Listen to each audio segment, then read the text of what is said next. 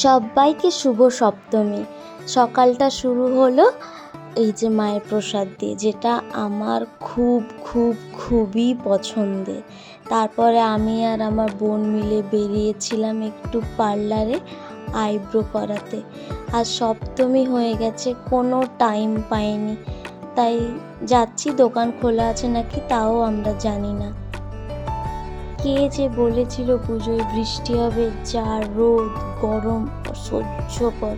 দেখো আশেপাশটা কি সুন্দর লাগছে। আর এই যে চলে এসেছে একদম আমাদের বাড়ির সামনে, এটা নতুন হয়েছে, তাই ভাবলাম একবার ঘুরে আসা থাক। এখানে পুজোর জন্য অনেক অফার রয়েছে, আমি সেটাই ভাবছিলাম কি করাবো।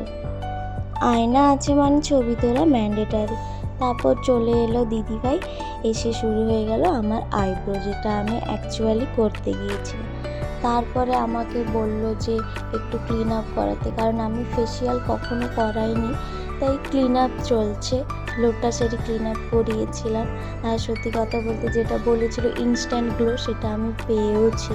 তারপরে এখানে জেল টাইপ কিছু লাগানো হচ্ছিলো, অবশেষে কমপ্লিট হলো। এবার যাচ্ছি বাড়ি। সিঁড়িটা একবার দেখো কি ভয়ানক, আমার তো নামতেই ভয় লাগছিল। তারপর চলো, যা রোদ, ছাতা ফুটিয়ে বাড়ি যাওয়া যাক। বাড়ি চলে এসেছি। গিয়েছিলাম আইব্রো করতে, যে চুনা লাগিয়ে দিল আমাকে। ক্লিন আপ করে চলে এসেছি, ফেসিয়াল নয়, ক্লিন আপ করেছি। মুখটা কি গ্লো করছে, চকচক কি করছে।